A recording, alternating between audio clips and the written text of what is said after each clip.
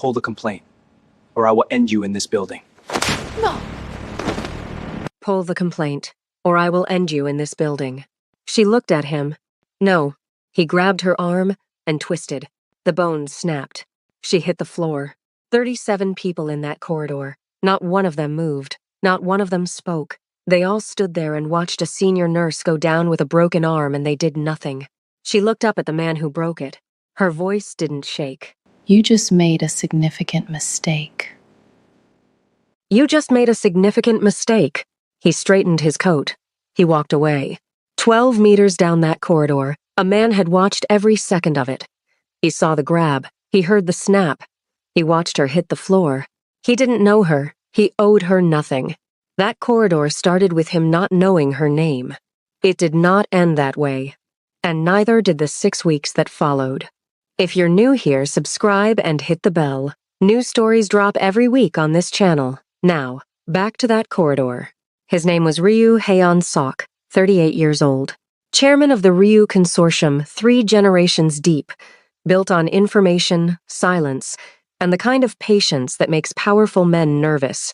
His brother was in room B12 with a cardiac condition. That was the only reason he was in this hospital on this Tuesday afternoon. He had watched the whole thing from 12 meters away. The approach, the grab, the snap, the fall. He didn't run to her. He didn't shout. He stood completely still under the fluorescent lights, and he assessed the man walking away, the cameras at both ends of the corridor, the 37 people who had chosen to do nothing, the 4 exits on this floor, and how many seconds it would take to cover each one. 4 seconds of assessment. Then he made one call. 7 words. He hung up. 12 minutes later, every exit in the building had 2 of his people standing near it, quiet, unremarkable, but there. Every face in that corridor would be identified before they left the building. Every name, every role, all of it documented. Then he put his phone away, and he watched Adaise Okafor get herself off the floor. A nurse brought a wheelchair. She looked at it. She looked at her arm hanging at the wrong angle. She made a decision, the fast, precise kind, that only someone who works in medicine makes about their own damage, and she stood up on her own. She held the broken arm at the exact angle of someone who has mapped the fracture and chosen the position that causes the least additional harm. She walked to the treatment wing, steadily. 1 foot, then the other. He didn't follow her. He stood in that corridor, and he waited. 6 hours passed. Shifts changed. Dinner trays rolled by. The evening visiting hours came and went. The hallway lights shifted from day to night. He didn't move. Here is what you need to know about men like Ryu Hyun-seok. When something catches their attention, they don't look away until they understand it completely. At 11 that night, a night nurse quietly informed Adaise, arm freshly cast, pain medication blurring the room's edges, that the man who had been standing outside room B12 all evening had just left the building. Adaise looked at the ceiling. He stayed 6 hours, she said. Yes. Why? The nurse didn't have an answer. Neither did Adaise. But she was going to find one. Now, who was she before Tuesday? She was 30 years old. She had grown up in Baltimore. Her father was a Nigerian surgeon. Her mother was an American schoolteacher. She had become a nurse not because she couldn't become a doctor, but because she understood, very early, that nurses were the ones who actually kept people alive. Doctors made the decisions. Nurses made the decisions and caught the errors and worked the hours no one put in the headlines. She had trained at Johns Hopkins. She had been good at it in the way that matters charge nurses asked for her on the difficult cases. Patients' families called her by name at 3 in the morning because something felt wrong, and she was the one who would actually check. Then a patient died. She hadn't done it. The investigation said so. The review board said so. The death was a medication interaction the patient never disclosed. She had followed every protocol, every box checked, but the family was grieving, and grieving families need somewhere to put the weight. They told their story to a news outlet. Her name was in it, and once her name was in a story like that, it stayed. She could have remained at Johns Hopkins. But she had spent 18 months walking hallways where people looked at her like they were still deciding, and she was done being decided about. She found Jungwon Private Medical Center in Seoul through an international staffing agency. She spoke functional Korean. The hospital needed senior trauma nurses. She needed somewhere that didn't know her name. She arrived 18 months before Tuesday.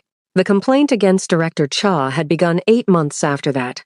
She'd noticed small things, first billing codes that didn't quite match procedures, recovery extensions that were slightly longer than the clinical notes justified. A colleague told her not to dig at things that didn't need digging. She kept looking anyway, because Ade's Okafor was not built to stop looking at something she had already started looking at. What she found was a system. Not a surgeon cutting corners. Not opportunistic fraud. A deliberately engineered machine, 12 months of surgical data, specific patients selected by insurance profile, billing codes adjusted by precise increments, recovery timelines extended by calculated amounts that added up to extra procedure days, extra billing cycles. $40 million a year, running for years before she arrived. She filed a formal complaint 6 weeks before Tuesday. That was why Cha had come for her in that corridor. 3 days after the bones snapped, she came back to work. The cast was clean and white. She arrived 2 minutes before her shift, 5:58 a.m., and found Director Cha in the lobby. He had been waiting long enough that his body had stopped believing it was temporary. He had positioned himself between the entrance and the elevator, close enough to her path that passing him required a choice. She looked at him. She looked at the distance between them. "If you come within 2 meters of me," she said, at completely normal volume, "I will start screaming and I won't stop until security arrives." He stopped. She walked past him to the elevator. She did not look back. But that afternoon, a different man arrived. Chairman Oh Byung-chul was the owner of Jungwon Private Medical Center. He came with flowers she hadn't asked for, warmth she hadn't requested, and an apology that sounded like everything and committed to nothing. He had the manner of men who have been liked on purpose for so many years that the performance looks like the real thing to most people, most of the time. He sat across from her in the hospital cafe and asked gently, apparently concerned, exactly what she had seen in the patient files that prompted her complaint. He said he wanted to understand the full picture.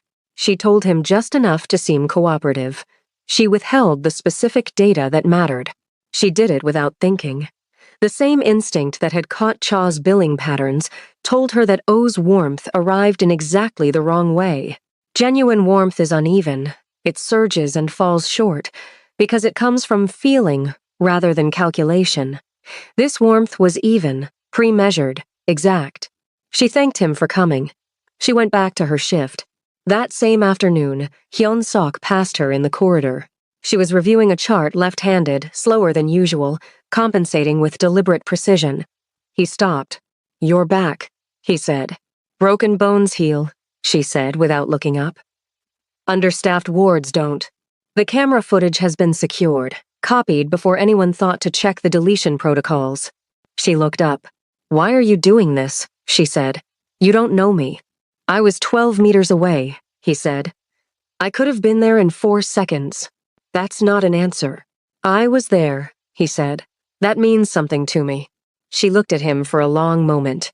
This was a specific kind of man. Not the kind who performed concern. Not the kind who brought flowers and calibrated warmth. The kind who said exactly what he meant and expected the same back. "I don't know what to do with that," she said. "You don't have to do anything with it," he said. "I'm telling you the footage exists." He went to his brother's room. She stood in the corridor for a moment. She thought about a man who secured evidence before anyone knew to delete it, then stayed 6 hours in a hospital hallway for a woman he'd never spoken to. She thought about what kind of person does that. She went back to work, but she filed it. 3 days later, she arrived at her locker and found it forced open. The notebook was gone. The one where she had been rebuilding her complaint documentation by hand because digital submissions had a way of disappearing into administrative systems and not coming back. Her stethoscope was still there. The photograph of her mother was still on the door. The charger was still there.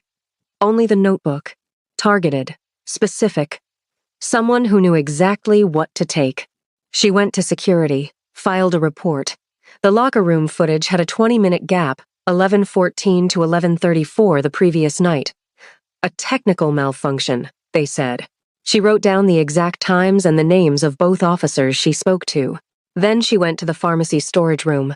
3 weeks earlier, the same instinct that had caught the billing patterns had made her produce a complete handwritten duplicate of the complaint documentation and hide it inside a surgical supply binder. The backup was intact. She sat on the floor of that storage room and worked through the full picture 12 months of surgical data, every affected patient mapped by insurance profile and expected length of stay, every billing adjustment calculated to the incremental day. This wasn't a surgeon stealing from the margins. This was architecture. Someone had designed this from the ground up, built it carefully, maintained it for years. $40 million annually. She took the documentation to Dr. Jian Sai-Bayok, head of nursing. The woman who had appeared 4 minutes after the arm snap, who had held her hand through the examination, who had filed the incident report herself, the most powerful ally Adaiz had inside the building. Jian listened carefully. She asked the right questions. She advised Adaiz to submit formally and let the investigation process handle it. 3 days later, the submission couldn't be located. Adaiz had Hyun Sok paged. She waited in the hospital cafe. He arrived in 12 minutes. The cafe smelled like burnt coffee and old plastic. The PA system murmured somewhere above them. "Someone destroyed my submission," she said. "I know," he said. It was misfiled 40 minutes after it was received from a terminal in the head of nursing office. She looked at him. "Jian," she said. "The access came from her terminal," he said carefully. "She was sitting with you at 4:47. Which means she gave someone her credentials." "Yes." She looked at her coffee. She thought about the 4-minute response time on Tuesday before the incident was officially logged. She thought about the warmth, the same pre-measured quality as O's. "Find out who," she said. "Yes," he said.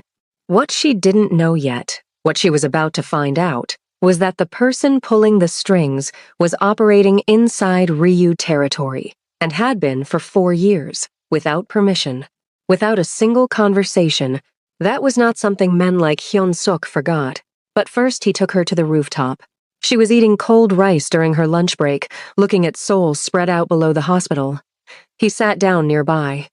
He had information he could have texted. He came in person. He told her what he had found about the credential access. And then because she had asked him directly the week before, and he had told her he would tell her the truth, he told her what he was. The consortium. 3 generations. What it did and how it operated, and what his role in it was. He didn't soften it. He didn't frame it. He laid it out the way she laid out, patient data complete and without decoration. She listened without interrupting. "Why did you stay 6 hours?" she said when he finished. He was quiet for a moment. "Because you said you just made a significant mistake," he said, with a broken arm, on the floor. "And I wanted to know what kind of person says that. What kind does? The kind that doesn't need the footage to know she's going to be all right." She looked at him. Something shifted between them, not the soft beginning of a romance. Something more fundamental. The recognition of a person who has looked at you accurately and is reporting what they found, without flattery, without management. "I can live with what you are," she said. "What I can't live with is being managed. If you know something I need to know, you tell me directly." "Yes. And I'll argue with you about things that matter." "I'm counting on it," he said. She picked up her cold coffee and drank it. He watched her do it without comment. The thread between them tightened, not into romance, into something more durable, 2 people choosing trust with full knowledge of who the other is. What neither of them knew yet was how much that thread was about to be tested. Because while they were sitting on that rooftop, Chairman Oh Byung-chul was recalibrating. Hyun Seok had spent 3 weeks mapping Oh's financial operation. What he found was not just fraud, it was a criminal enterprise embedded inside Ryu territory for 4 years, built without permission, without acknowledgement, without the basic courtesy of a conversation. He went to Oh's boardroom without calling ahead. He placed 1 page of financial documentation on the table. He gave Oh 30 days to begin orderly withdrawal from Ryu territory. He didn't raise his voice. He didn't make a threat. He described what was already in motion. O maintained his warmth through the entire meeting, which was, genuinely, impressive. The moment Hyunsuk left, O made a phone call. He called Jae-won. Adaiz was in the cardiac ward when the call came through. She saw Jae-won's face through the window of his room, the specific change that happens to a person when news they have been dreading arrives and they have to decide, in real time, what to do with it. She filed it. She would think about it later. Then came the morning that started with her laboratory door standing open. She had not left it open. She never left it open. The room appeared untouched, but she had a placement system, specific angles, a careful arrangement built precisely for this moment. 3 items were fractionally off. Someone had gone through her work with professional care and left almost no trace. Almost. She photographed every displacement before she touched anything. She sent copies to 3 external locations. Then she went to find John. She laid it out simply. No anger, just facts, in order. The terminal access, the misfiling. The 4-minute response time on the day of the snap before the incident was officially logged. The laboratory. Jian tried to reframe it. Someone had accessed her terminal without her knowledge. She'd been trying to protect Adaiz from inside the system. You were sitting next to me at 4:47, Adaiz said. You couldn't have done it yourself. Which is exactly? Stop, Adaiz said. I'm not asking you to confess. I'm telling you I know. There's a difference. The room went quiet. The clock on the wall ticked. How long? Adaiz said. 6 years, John said. The warmth was gone. The performance over. Just the words. Flat and final. Why? I borrowed money during a family crisis. By the time I understood what he was, I was already inside. Too deep to come out cleanly. Adaiz looked at her for a long time. That's the worst kind of trap, she said. The one you walk into while telling yourself you had no choice. She left. Here is what she didn't know about men like Oh Byung-chul. They don't just buy loyalty. They manufacture it, layer by layer, over years, until the person inside the trap has forgotten there was ever an outside. Jian had forgotten. Adaiz had not. But the cost of Jian's 6 years was about to arrive in ways even Adaiz hadn't mapped yet. 4 days later, 2 men followed her home from the hospital. She noticed on the 3rd block, a blue sedan. It had matched her last 4 turns. She walked into a convenience store at a steady pace. She went to the back. She called, Hyun-suk. 2 men, blue sedan. They've matched my last 4 turns. He was already moving before she finished the sentence. His people reached her in 6 minutes. The sedan disappeared. He arrived 8 minutes after that. He looked at her, checking her the way she checked patients after an incident, fast and systematic. Are you hurt? No. Are you going to tell me to come with you? No. Tell me where you want to go. She named a hotel. He took her there. He didn't come inside. 2 of his people were posted at the entrance. An hour later, she called down to the front desk.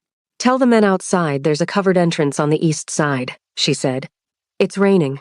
When the message reached him, something happened in his chest that had no tactical application and no strategic use. He didn't name it. He filed it. He would think about it later. She stayed 4 days. Every morning she went to the hospital. Every evening she came back. Their conversations in those 4 days became something different. She told him about Johns Hopkins, the full account, not the compressed version, the patient who died, the investigation that cleared her, the family's grief, and where it landed. The 18 months of hallways where people looked at her the wrong way. He listened without offering solutions. He received what she said with the completeness of someone who understood that some things don't need solutions. They need witness. You listen like it matters, she said one evening. It does, he said. Here is what she had started to understand about men like Ryu Haeon-sok. The more carefully they move, the more certain they already are. He was certain. She was getting there. But the thing that would break both of them open hadn't happened yet. It happened on a Wednesday morning, 7 in the morning, in the cardiac ward. She heard raised voices from Jae-won's room. She pushed the door open and found him standing. He was not supposed to be standing. IV line pulled from his arm, blood running from the insertion point, arguing with two of Hyun-seok's men who had appeared in the room overnight. She moved fast, got him back in the bed, reinserted the line. She looked at his face, gray, tight, the specific expression of someone who has been carrying something enormous and is finally running out of the strength to carry it. J1. What's happening? He looked at her, his eyes filled. He didn't answer. She held his hand for a moment. Then she went to find Hyun-seok. She found him in the corridor. She told him what she'd seen. He looked at his brother's closed door for a long time. Then he went inside. She waited 40 minutes. When he came out, his face had the absolute stillness of a man holding something in place that wants badly to come apart. He told her, in the hospital garden. The evening settling dark around them, city lights beginning below. 8 months. Jae-won had been feeding information about the consortium to Oh Byung-chul for 8 months. Intelligence about operations, personnel, schedules, vulnerabilities, everything Oh needed to feel confident operating in Ryu territory without permission. The cardiac episode, the one that had placed Jae-won in Jungwon, the one that had placed Hyun-seok in that corridor on that specific Tuesday, had been induced. Not by Oh as a threat, by Jae-won. He had arranged his own poisoning. A compound provided by Oh, calibrated to produce a serious but survivable cardiac event. He had placed himself in Jungwon as a patient. He had placed his brother in that corridor. Because that was the window Oh needed, and Jae-won was giving it to him. He had not known about the nurse. He had not known his brother would watch a woman's arm get snapped and stay 6 hours because of 4 words she said on a floor. He put me in that corridor, Hyun-seok said. His voice was even throughout. That evenness cost him something she could see. Yes, he could have told me. And then Jae-won's words, which Hyun-seok repeated exactly. You would have found another way to keep me. You always do. Because you love me, and you don't know how to love someone without keeping them. The garden was completely quiet. She didn't say it wasn't true. She had watched Hyun-seok with his brother, the care in it, and the control inside the care. Both things real. Both things true at the same time. She wasn't going to tell him the part that was a cage wasn't real. He was right about one thing, she said. Which thing? That you love people by keeping them. He wasn't wrong. No, he said. He wasn't. A long pause. The city below them. Are you going to let him go? The longest pause of the night. Yes, he said. That's going to cost you. Yes, I know, she said. She didn't offer to leave. He didn't suggest she should. They sat in that garden until the night was full and the city was nothing but lights in the dark below them. She stayed. That was her answer. Before any words came, she stayed. 3 weeks later, Adaiz walked into Jungwon and found police vehicles at the main entrance. Inside controlled chaos. Director Cha Min-soo was being escorted from his office by 2 officers. Security pass already deactivated. Name already removed from the surgical schedule board. 11 years of absolute authority, walking out of the building under escort. 37 people in that corridor had frozen on a Tuesday.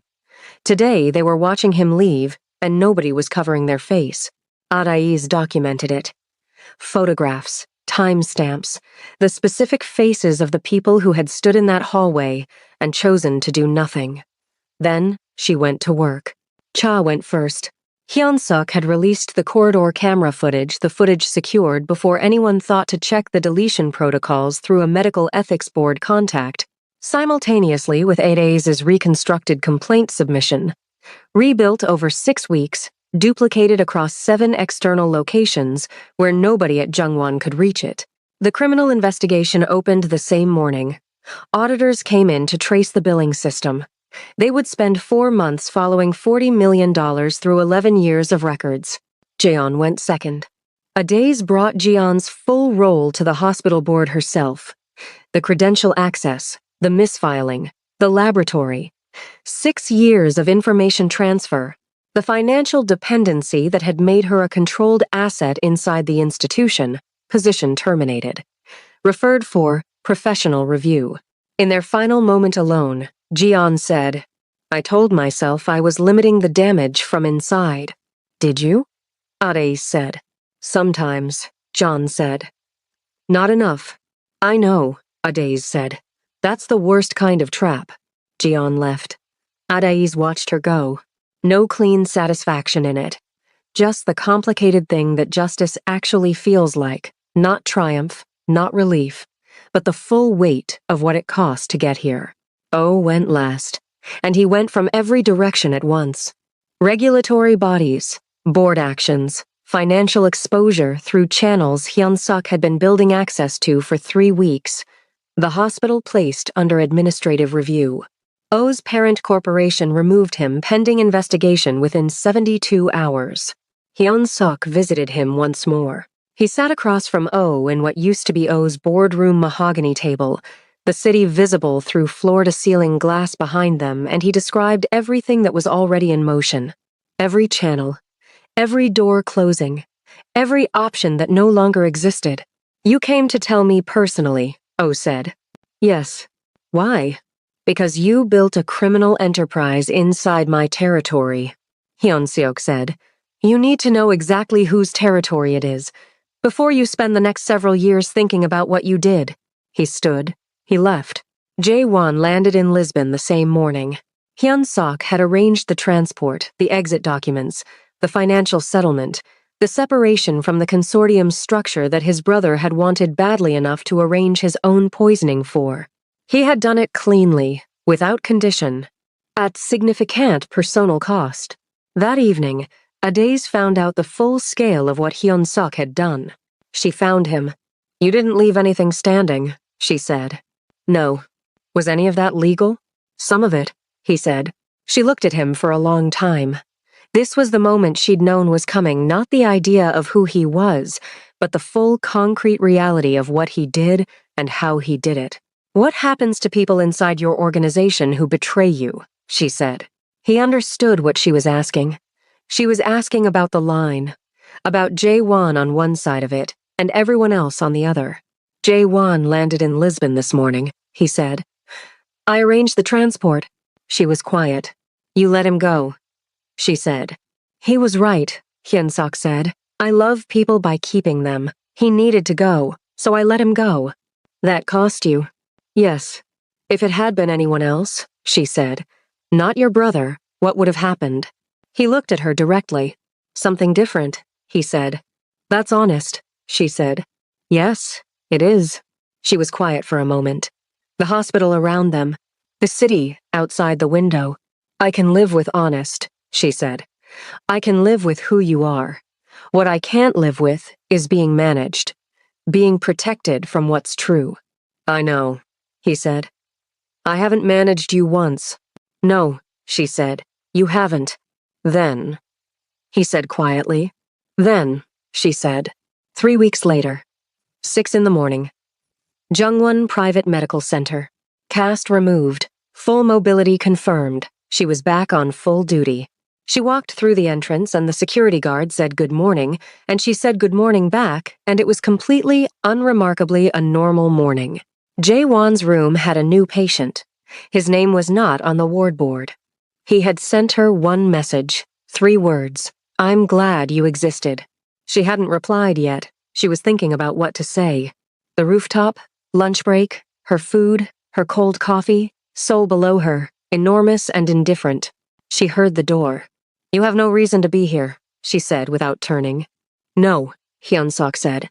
The investigation is closed. Your brother is in Lisbon. Your business with the hospital is done. Yes. So I'm here, he said. He sat next to her. She looked at him. I'm not easy, she said. I'm direct, and I argue about things that matter, and I will never pretend I don't see something I see. I know, and I drink cold coffee, and I will never belong to your world. I'm not asking you to belong to it, he said. I'm asking you to let me be in yours. She looked at him for a long moment. You stayed 6 hours, she said. Yes. For a woman you didn't know. Yes. Why? He looked at her. Because you said you just made a significant mistake, he said, with a broken arm, and I've spent 6 weeks learning that's exactly who you are, every single day. She looked at him. She put her cold coffee down. She turned toward him. He moved slowly. The way he did everything. His hand came up to her face. He looked at her. "What's the significant mistake I'm making now?" he said quietly. She looked at him. "None," she said. "This one is fine." He kissed her, not gently, with certainty. The absolute certainty of a man who stayed 6 hours in a building because he decided something mattered. Ryu Hyun-seok did not leave things that mattered. She kissed him back, fully, without qualification. When they separated, she looked at him. "You're still going to be infuriating," she said. "Yes," he said. "And I'm still going to argue with you." "I'm counting on it," he said. She picked up her cold coffee. She looked at the city. He sat next to her and looked at the city too. Her arm had healed clean. No lasting damage, full mobility. The fracture, as if it had never happened. Just a Tuesday afternoon in a corridor 12 meters wide. A man who did something unforgivable. 37 people who froze. A woman who said 4 words on the floor with a broken arm. And another man standing 12 meters away who heard those 4 words, assessed everything in 4 seconds, made 1 call, and stayed. 6 hours. Because that's who he was. And now you know why.